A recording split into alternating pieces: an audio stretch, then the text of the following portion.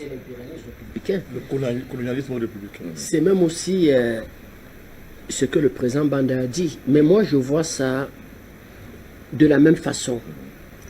Puisque le mouvement est spontané, est-ce qu'il peut être structuré d'ici à demain? Je ne suis pas convaincu que le mouvement soit spontané. D'accord. Je ne suis pas tout à fait convaincu. C'est ce qu'on veut faire croire. Je crois qu'il faut se poser une véritable problématique. Oui.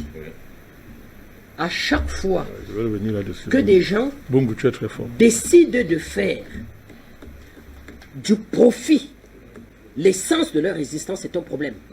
On n'a plus le temps. J'allais vous articuler les dates entre l'esclavage, la colonisation et la révolution industrielle. Qu'on n'explique pas bien parce qu'il y a 3 sous-révolutions en dessous de la révolution industrielle.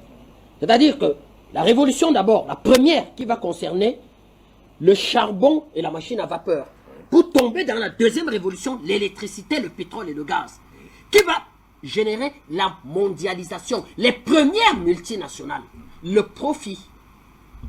C'est quoi les Antillais? Quand on vient les chercher d'Afrique, les esclaves, ils sont des machines industrielles, c'est-à-dire les bras sont des machines industrielles à aller développer la canne à sucre. J'ai un problème à chaque fois que j'avale un morceau de sucre, parce que c'est ça qui va justifier cette criminalité. La question des réparations, il faut désigner les coupables. Qui sont les coupables?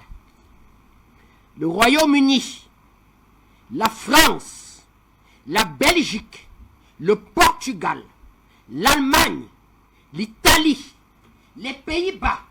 Voilà les principaux pays qui devront indemniser. Parce qu'ils ont été des puissances négrières. Et l'Espagne. Oh, j'oubliais. L'Espagne. Eux-mêmes, on commence. J'ai failli oublier. J'aurais dû commencer même par l'Espagne. Les Pays-Bas, la Hollande et tout ça.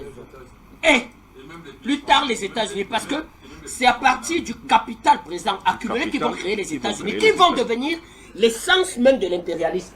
Donc, voilà les débats de fond, Fred. Ouais. Et comme on a dit, nos amis nous ont expliqué, il faudrait qu'ils entrent en contact, qu'ils restent en contact avec nous, oui, qu'ils nous donnent les éléments sur ce procès, oui, important. Oui, pour qu'on le suive. Oui, parce qu'il faut mettre aujourd'hui en mouvement les Afro-Américains. Je ne sais pas s'ils aiment le mot antillais.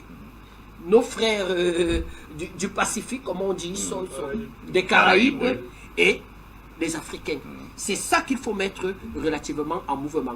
Et cette répression féroce, c'est justement pour que le mouvement ne prenne pas conscience et que ça mute en des revendications beaucoup plus importantes. Donc il faut tuer, écraser, arrêter, bastonner, fouetter tout le monde. C'est ça les méthodes de la France. Elle ne va jamais